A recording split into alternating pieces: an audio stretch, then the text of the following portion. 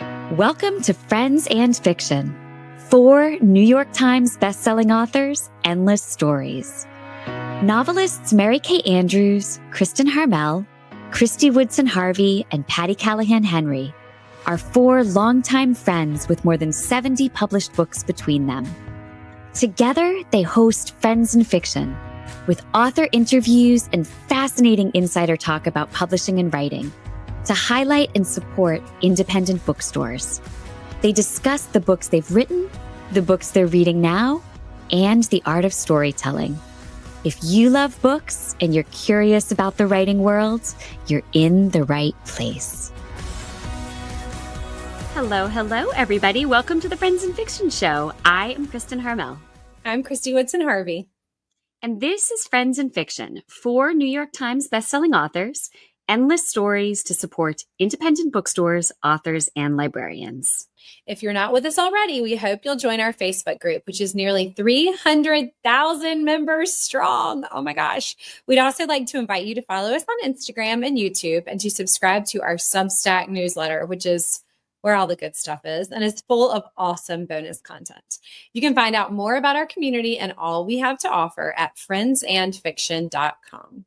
Yeah, absolutely. Now, Kristy, of course, today we will be welcoming our friend Sarah McCoy to discuss her new novel, Whatever Happened to Lori Lovely, which is brand new this week. It is based loosely on a true story, which we'll dive into with Sarah in just a moment. What struck me about this book was its keen insights into 1960s Hollywood, which is such a fascinating time period and setting. Now, because you and I have both dipped a toe into the film and television industry lately, and we've both thought a lot about storytelling in script form, I wanted to ask you whether you have a favorite movie from the Hollywood of previous generations, and whether you think there's something that movie can teach us about storytelling. Okay, so obviously there are like so many potential answers to this question because there's so many great movies. But I think the first thing that came to my mind, I was like, this is probably not what she was expecting me to say at all. I can't wait. But my favorite movie as a little girl was the original Parent Trap, like with Haley Mills.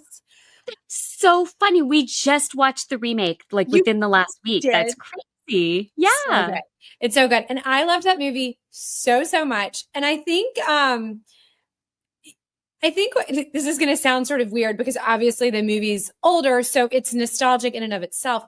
But even in its time, like in the time that it came out, I think it taught me a lot about how you can kind of capture that feeling of nostalgia in storytelling by kind of like going back into childhood in some ways. And I mean, it's no like real secret that I love summer camp, and I wrote a book about summer camp. And so I think that, maybe that's part of it too. But I just always loved it. And like just the way that the friendships develop and the sisterhood and the family dynamics and kind of like the hijinks in that movie. And I don't know, I just loved it. I thought it was great.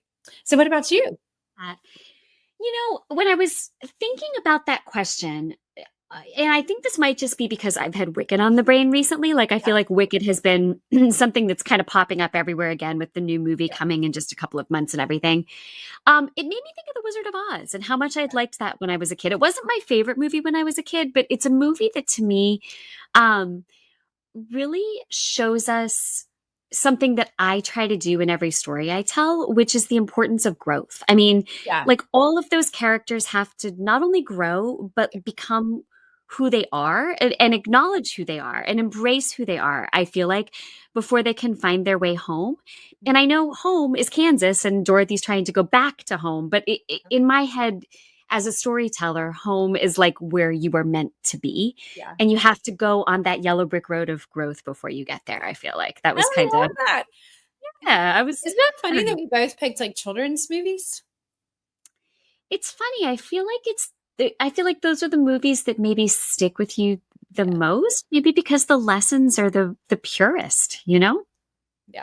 No, I totally agree. I was rewatching You've Got Mail on a plane last week on Monday. And that's something that Kathleen Kelly talks about, is like the books that you read as a child and how they shape you as a person for the rest of your life. And I think there's something so true about that. It's like the things that we do as adults. Yeah. Maybe we're so busy and we're doing so many things. We're reading so much. We're watching so much. It doesn't like resonate as much. But I mean, I probably watched, The Parent Trap and The Wizard of Oz, like 20 times? You probably did too. You probably watched The Wizard of Oz a lot.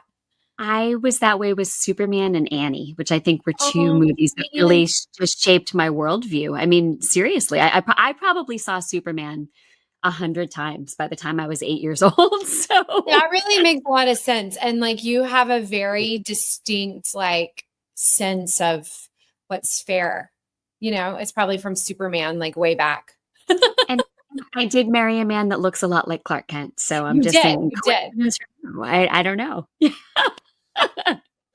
No, before I dig myself even further into a hole, let's get going on this episode. We are so excited to welcome the amazing Sarah McCoy to tell us all about the world of Hollywood that comes alive in her sparkling new book. But first, let's give you a little bit of background on Sarah. Sarah McCoy is the New York Times, USA Today, and international best-selling author of several novels, including Mystique Island, Marilla of Green Gables, and The Baker's Daughter, which was a 2012 nominee for the Goodreads Choice Award Best Historical Fiction.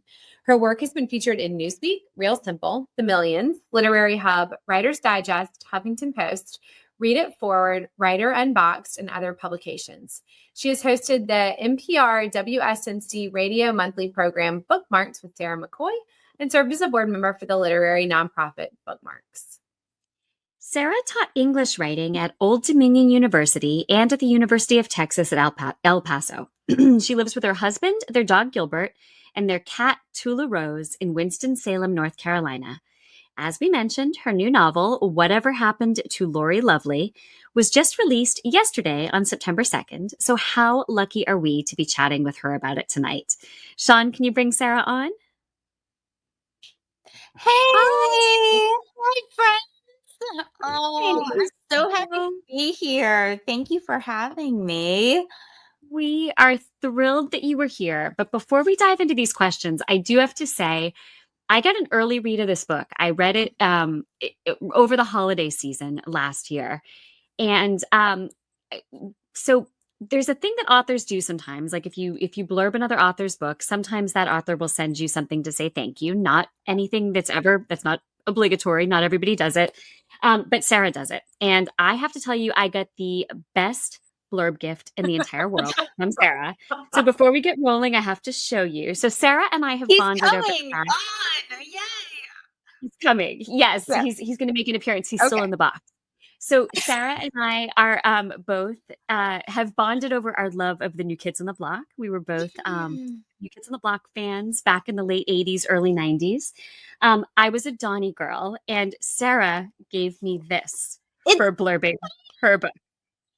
It is, for those of you listening and not watching, it is Donnie Wahlberg action figure, still in the original box with a New Kids on the Block cassette tape. I had so much fun finding this for you.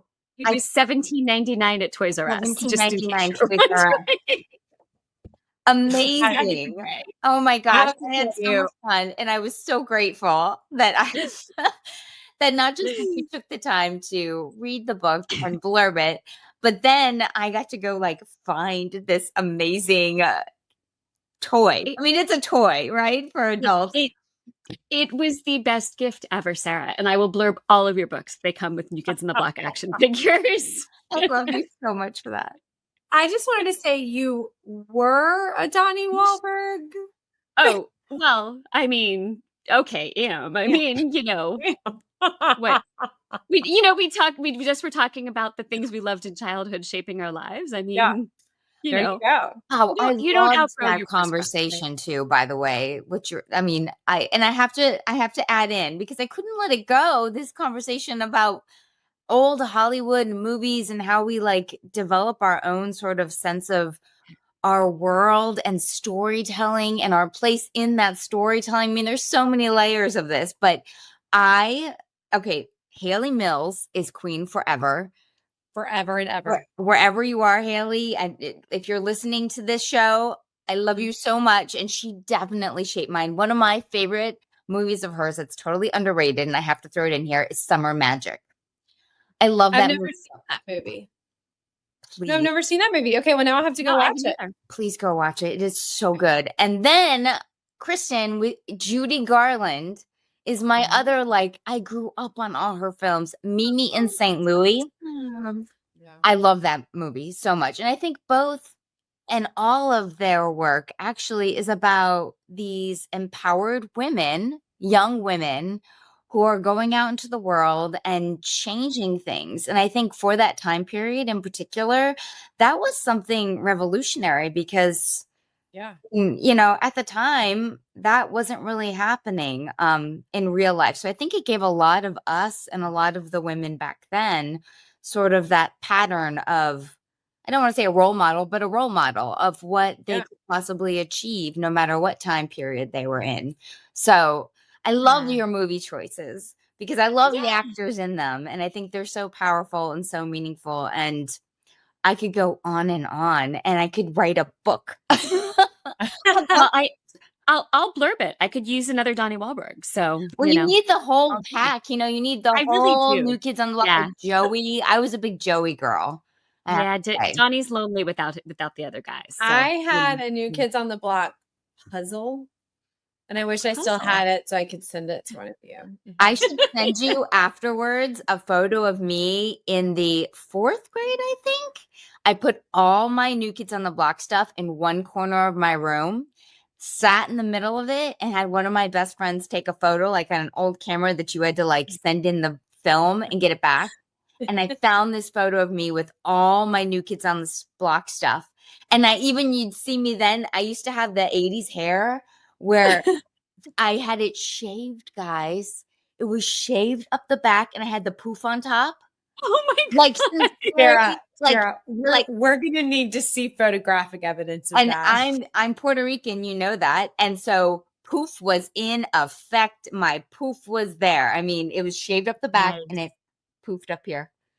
Gotta see it. Yes.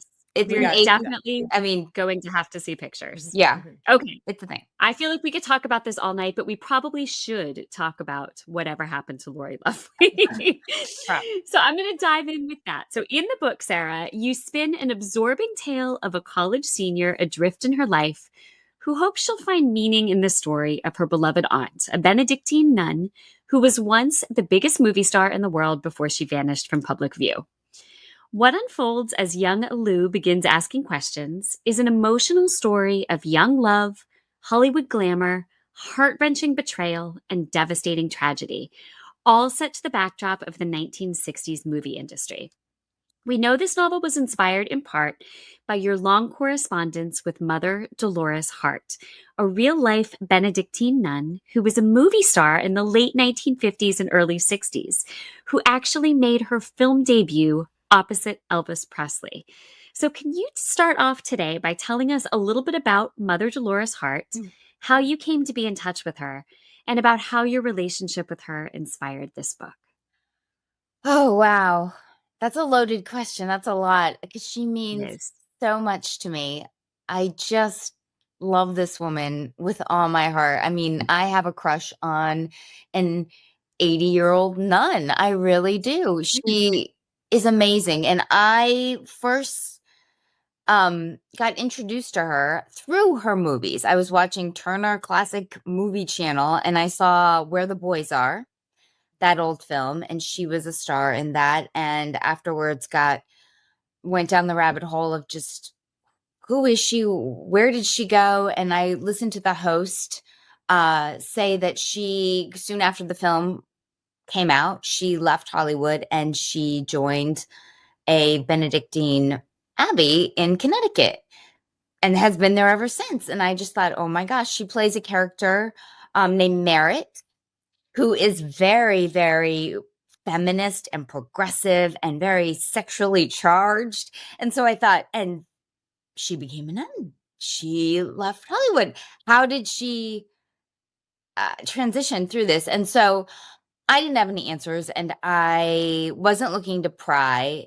I just wanted her to know that the films that she made were still resonating with people, me included. I'd never seen it and I had just seen it for the first time and I loved it. And I just wanted to tell her, thank you for your art and for what you put out there. Because I thought, it was like as a writer, I write all these books. What if tomorrow I just decided I'm going to join an Abbey and I'm going to go away and no one's ever going to see me again?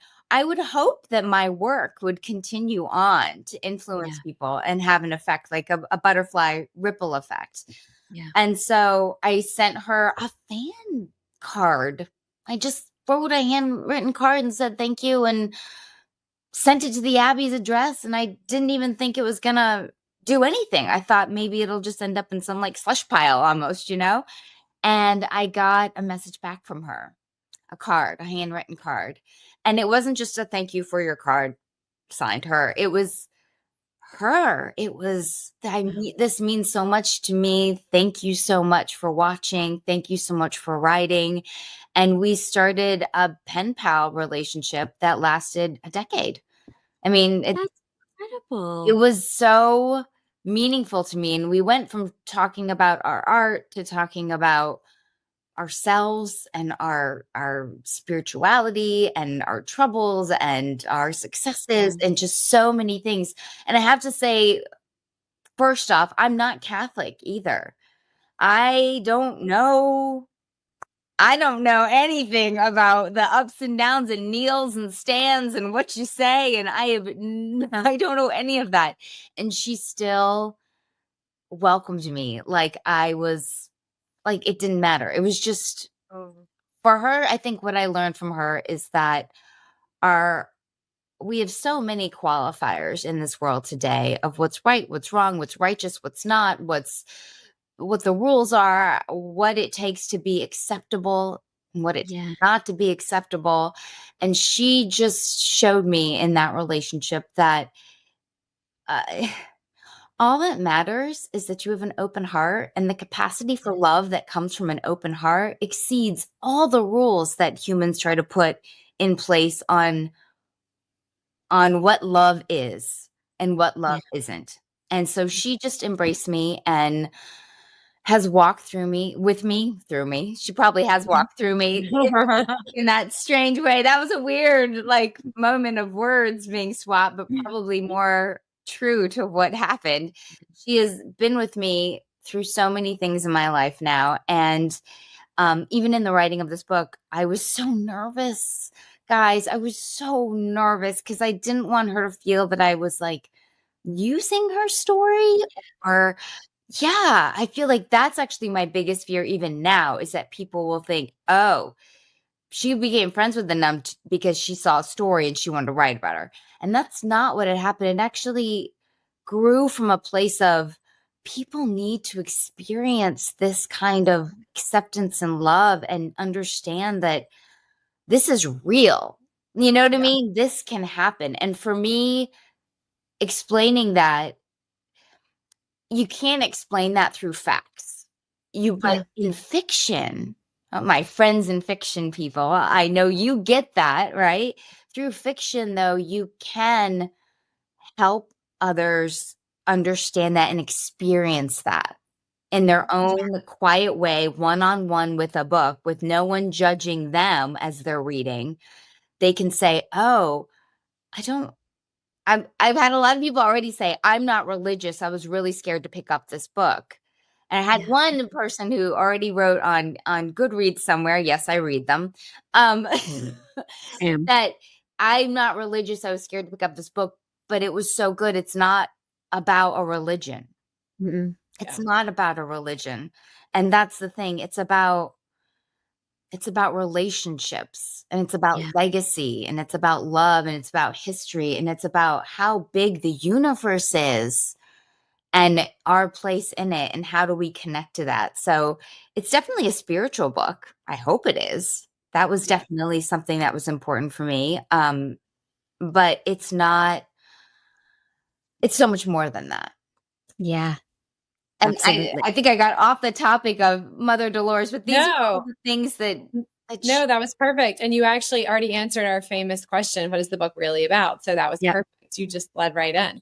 Okay, so I know that you went to actually go visit Mother Dolores at the Benedictine Abbey where she lives. So like tell us when in the process that happened and what was that like to finally meet your pen pal face to face? Yeah, that Well, I take, all of us do. We're all writers. And I take the material that I'm going to write about so serious. And I don't mean that like serious, I mean it like responsibility. Like Right. this is like you've been handed gold. Mhm. Yeah. And you aren't just going to like flippantly like toss it around. You're going to like hold that close and treasure it and take care of it and walk it places because it's so precious to you. And so I went to the Abbey because I wanted to face in person say, I'm writing this book. It's inspired by you, but it is not you. Don't feel that this is you. This is inspired by many different actresses, particularly 3 actresses. But it's inspired by you because you have done so much for me and showed me so much, and everything I already spoke about the spiritual nature of our connectiveness as not just people, but even as women. Yeah, I think specifically as women, the connectiveness of us. And so I went there to say that and to ask for her blessing because I needed that as a writer. I didn't have to have it. Everyone at my publisher, HarperCollins, said, you don't have to. You don't need her approval. And I was like, I understand that, but I need it. But I need her approval. Right. I need it. And so I'm not, because I'm not Catholic, I had to petition to go. Wow. Yeah, you can't just walk into an I'm not Catholic, but I'm gonna walk in here. I know, and I think even if you are Catholic, you have to have, you have to let them know and make arrangements, because it is cloistered. So I had to get permissions from the Mother Abbess and the Archdiocese, and then I could go. And it's so funny because even they were nervous for sure, because 3 days before all the plans were made and my plane was set to take off and go to New York, and then I was going to drive up to Connecticut, I got an overnight FedEx from the Abbey, from the Mother Abbess, that said, it has come to our attention from a press release that you are writing a book. It was my press announcement about the book deal, that you're writing a book that could very closely be Mother Dolores' story. And we are very protective of Mother Dolores, and we don't want her put out there and ostracized for any reason. So if that is your purpose for coming, then you cannot come. Like it was, all the stereotypes of nuns. I was just like, oh, they're so nice to me. And then I get this like, this axe of a note in the mail, and it was like honestly, it was so scary to me. It was on like a half sheet of paper. Like it was crazy. Like they had cut it in half, and I was like, oh my God. And so I called, and they only have one line there. It's the portress line. And so I called and I left a message, and I said, I am coming, and I'm coming to tell you my heart, and I am writing a book, but I'm treating this with all grace and responsibility, and I love Mother Dolores so much. So I'm going to come, and I'm going to sit at your doors, and if you choose not to open the doors, then I will be sitting outside the Abbey because I have no place else to go. So I went, and then they opened the doors. I mean, what else are they going to do? They opened the doors, but I understand they're human too, and they were nervous and they were scared. And so they let me in, and I got to meet her and spend time with her and alone with her. And I was so nervous. I was like sweating and shaking, and she just embraced me. She just wanted to touch me, and she was so open. And then alone with her, I said, I'm scared to ask you the questions because I don't want you to feel overwhelmed. She's in her 80s. And I said, and I don't want you to feel that you have to answer because I'm here and I'm asking, but I am writing this book and I need to ask. And she said, why would you come all this way if you weren't going to ask the hard questions? Wow. And so I said, okay. And so I just Mother Dolores and me in a room. I asked all the questions. And I then, as the author and someone who loves her, had to decide what information am I actually going to put in the book and what information am I going to hold back. And that's the great thing about fiction, is that that's the art of it, right? Is that then we get to put in what is somewhat real and what then sort of eases into that line of fiction and fantasy. And we get to sort of weave that. And so I did that to protect her. And I also used information from Olivia Hussey, who's one of the other actresses, from her memoir, and also from Ava Gardner's memoir, who's from here in North Carolina. And so she was part of that North Carolina-based inspiration. So I was able to do that in a way that I don't think that I could have done with a nonfiction book. Yeah, that absolutely makes sense. So, and I asked for her blessing. I did come out. That was one of the questions, the hard questions. I said, "So do I have your blessing?" And she said, "I lived my life. Go write your book." And so that's what I did. Wow. Incredible. That's amazing.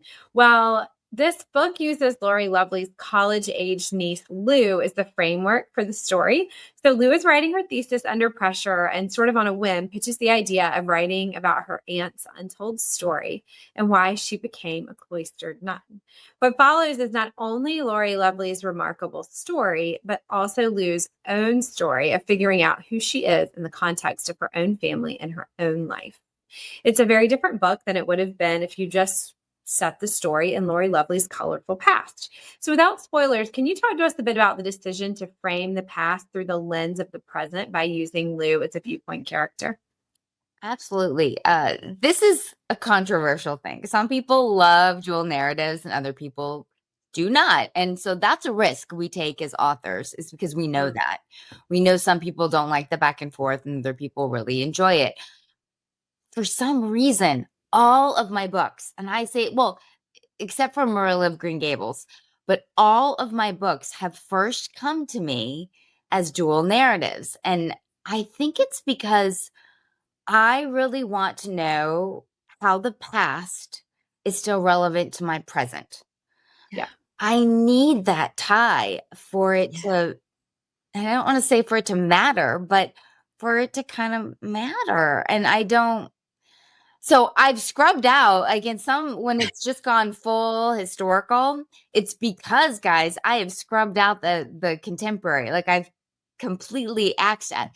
Mystique Island is one. There was a whole other book that was a contemporary framing of back and forth. Really? Yeah, and my editor said I'm one of those people who I don't really love the back and forth. So can we just axe the more contemporary story and just go with the backstory? And I was like, I'll give it a try. I mean, as you know, I'll try anything. I'm open. I'm not also one of those writers who feels like everything I write is so precious, Yeah. I'm so willing to grow. I'm so willing to try things new. I'm willing to say Hemingway's quote of, the first draft of everything is poop. Like, I don't know what the rating is on our friends here, but look up Hemingway. If the network will censor us, we don't know. Yeah. So if you want to know the real quote from Hemingway, go ahead and look it up yourself. But so I'm willing to change things, but this book, I said, I just want to do it the way I want to do it. I want to do it the way my heart's telling me to do it. And yes, did I grow up? Was I around Lou's age in the 90s? Yeah, maybe. Yes, is Lou kind of me? Oh, maybe a little. All of our characters are us, though. When you think that is true. all of like even Lori Lovely is coming through my frame of reference and perspective, my lens. And so she's colored by me. So I say all of my characters are me in some way. And some more than others, you know. Some I really got into writing about the 90s and being back in that time period. It's very familiar to me. So I also was really into history and writing and journalism when I was in college. For a little bit, I thought I was going to be an archaeologist. I did some Wow. courses. Yeah, I spent a whole year where I thought I'd be an archaeologist. Was really into history, really into. I took the rock courses. Yeah, the science rock Oh, courses. It was interesting.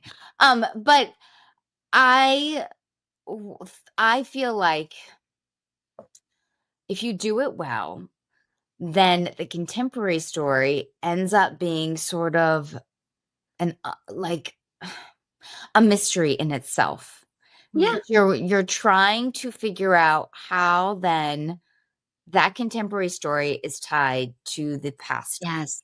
And I really like that sort of dynamic that comes together. Yeah. And I did the same thing in The Mapmaker's Children. I really enjoyed that sort of mystery unraveling between the two. So you're getting the past, but you're also getting how then it influences the present character, which is then how it's influencing you unknowingly, kind of unconsciously in the contemporary world. So, yeah, those are all I love doing the back and forth. It's fun for me. It makes it enjoyable for me as a writer and an author to do. Do you guys have you done Yeah. yeah. Yeah. You'll I never- really like doing the back and forth too. How about you, Kristy? Yeah. Yeah, I've never not done that. I don't think. Even if it's like even if they're both contemporary timelines, but like one's like, the 70s or 80s and one's like now. I don't know how that's considered. Yeah. But and I always in every book I'm like, I'm gonna write through one character's point of view. And I've never done it. Like I don't know. Yeah. I think it's what you're saying. There's something about even I love like the past influencing the present. I love that. But I also love like how characters' stories influence each other. So like I think that's really neat too. Even if it's two contemporary characters. I don't know. You're my I think- people. You're my kindreds, clearly. Yeah. We Yeah. knew it, So Tara. We are. we're not We for are. everyone. like but it, though. we are. Right. All right. Now, Sarah, you have written about 1970s Mustique Island, 19th century Prince Edward Island, pre-Civil War America, late World War II Germany. You have done so many different things. So, in other words, you don't specialize in a time period or in a particular place. You find compelling stories wherever they are. You mentioned in your author's note to this book that Mother Dolores Hart called you a fisher of stories, a title that you wear with pride, and I love that. Can you talk a little bit about that in the context of your career, and how do you know that you found the right story to tell? That's so interesting that you said. I'll probably end up oversharing because I never know when to just reel it in, Sarah. But Stop. we're getting the real me here, people. You always do. I actually, about 5 years ago, had someone rather high in our business, in editorial, say, I don't understand, Sarah, what's your brand? Like, some people write all about like a certain New England town and everything is set there. And some people write all World War II. And some people write all like stories set around, I don't know, like Kristy, like something that has to do with the beach or with beautiful settings and going on to places that you're having this experience that is different from like the historical, like a more contemporary setting. And they said, well, why can't you pick contemporary or historical, or why can't you just figure out a certain niche? What's your brand? And you both, and I feel like I would actually like both of you to talk to me, maybe not online, maybe offline, about like how you have done that so well, because you both have done that so well. And they said, you're all over the place, Sarah. I really You're haven't. all over the place. And I was like, because I've never actually thought about it. I've never, and I felt like like an idiot. If I could, I felt like an idiot when I responded to this person because I said I'd never actually thought about it. I probably should have thought about that at the beginning, shouldn't I have? Like I've totally messed it all up now. um, but and I don't. I just sometimes the stories come as a voice. Sometimes it comes from sitting at home at night, watching TCM. Sometimes the story comes from something in my own life that's niggling me and I can't get it off my mind. So the Mapmaker's Children came because someone said to me, a dog is not a child. A dog is not a child, Sarah. And I just was frozen by that and thought, God, if that froze me, I wonder what that would do to another person, a character who and the person who said it doesn't know their background, doesn't know what they're going through. And so then that Eden from the Mapmaker's Children bloomed out of that. And the whole story, the historical came after. I wasn't even writing historical at first. It was contemporary. So I don't, I'm all over the map. I'm sorry, readers. I apologize. I wish I had a brand. I wish I had like a niche, but I don't shut down any doors to where it could come from. I want that open. I want to have again, my heart open to whatever and whenever. And I do know though that I am particularly sensitive to women's stories and women from history who have been silenced or have been marginalized for some reason. And there are so many brilliant women from history who did amazing things and were popular and successful and brilliant and knocked down doors.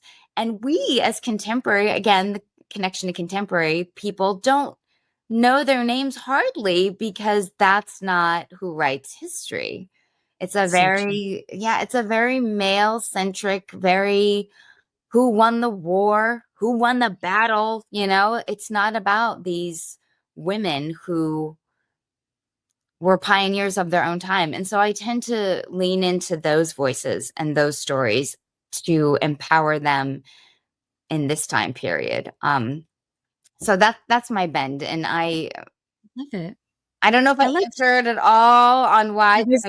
It was a great answer. You were a fisher of lost stories, and I love it. Look, stories from the past, wherever they may be. All right, Sarah, if you would stick around, we have more to talk about with you. But first, a few quick reminders for our listeners and our viewers out there. For all of you watching and listening, we encourage you to buy your copies of Whatever Happened to Lori Lovely. The perfect place to do that is in the Friends and Fiction shop on bookshop.org. You'll not only be getting the book at a discount, but your purchases there support our show, our guests, and indie bookstores nationwide. And don't forget to visit friendsandfiction.com for details on our show schedule, upcoming in-person events, and links to our merch store, our Substack newsletter sign-up, and the award-winning Friends and Fiction official book club with Brenda and Lisa. Speaking of the book club, make sure to join them live on Monday, September 15th at 7 p.m. Eastern for a discussion of August Lane with author Regina Black. And speaking of our Substack, you can read all our free weekly posts on the Substack website or app, or subscribe for free to get them directly in your inbox. And if you upgrade to our paid Substack, which costs just $5 a month, you'll have access to deeper dives with all our weekly show guests like Sarah, plus monthly roundtable discussions like the two recent ones that Meg did on crime fiction and debut novels, plus bonus Q&As with additional authors. If you enjoy tuning in for our weekly author interviews, this is a big way you can support us for about $1 a week. So check us out at friendsandfiction.substack.com. Okay, now Sarah, I wanted to ask you, we know you have a passion for independent bookstores, including Bookmarks in your town of Winston-Salem. So can you talk about what it means to be a good literary citizen? Oh, show up. I mean, it's so simple. That's why right? I think we overcomplicate so many things in all areas of our life. But I think just show up for the books you love, show up for the authors you love, show up for the bookstore you love, show up for the library, show up for the bookmobile. Just show up, because I think we are in a time where people are like, oh, I'll just find it online for cheaper somewhere, and it doesn't really matter. But it matters. It matters to the community that we're building together when you come out and you're part of that. It matters so much to us as authors when we actually get to like meet readers face to face, sign their books, get to know them. And then when we see them again, it's like families around us. I love that. So I think that's what's most important, is just show up. I love it. Show up. Okay, Sarah, where can people show up to watch you on the road? And can you also tell? Can you see you live right? Yes, she's a pro, clearly. So I will be at, let's see, I actually had to write it down because, your schedule, you're like, where am I going to be? I will be at Barrett Books with Martha Kelly tomorrow night. And then I'm going to DC, and I'm doing an event with Politics and Prose. And it is sponsored by Cornerstone Government Affairs. It's right downtown. It's right next to Politics and Prose, but it's downtown there. And then Saturday, I'll be with Kate Quinn, and we'll be with Park Books and Carroll County Library.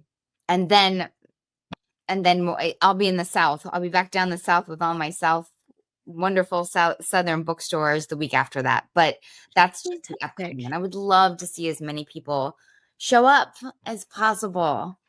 Great. And Sarah, can you tell us where we can find you online and maybe find the rest of your tour schedule? Sure. www.sarahmccoy.com. Pretty easy there. And then on my socials, I'm at Sarah M. McCoy. My middle name is Marie, after my grandma, my abuelita. So just Sarah M. McCoy. And all the information is on my socials too. Wonderful. Well, Sarah, thank you so much for joining us. We had such a great time talking with you tonight. We really appreciate you being with us on the Friends in Fiction show. I love you guys so much. You're like my sister tribes. So thank you for having me. Thank you for supporting me. You guys are the best. And I still think that we need to do like the brunch we had. We need to do some sort of other thing where I get to come and just hang out with you, really. And readers.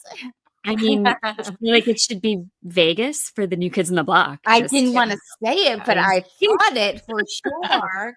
We can introduce Kristy to the original, the OG boy band. So all right. And all right. But New Kids on the Block, Kristy, we will have you doing the sooner than you know. I can't wait. I cannot wait. All right. Well, be sure to tune in next week when Kristin, Patti, Mary Kay, and I will all be together live to welcome Ellen Hildebrand to discuss her new novel, The Academy. That show will air live on the Friends in Fiction Facebook page and YouTube channel on Wednesday, September 10th at 7 p.m. Eastern. And it will be published to our podcast for your listening pleasure on Friday, September 12th. And now I just have to mention I'm envisioning Mary Kay and Patti at the New Kids on the Block concert with us. Oh, yeah. That's just going to entertain me for the rest of the evening. Yeah, so thank you to all of you out there for being with us. Thanks again, Sarah. And everybody, we'll see you next time. Good night. Bye, guys. Thank you for tuning in. You can join us every week on Facebook or YouTube, where our live show airs on Wednesday nights at 7 p.m. Eastern Time. Also, subscribe to our podcast and follow us on Instagram. We're so glad you're here.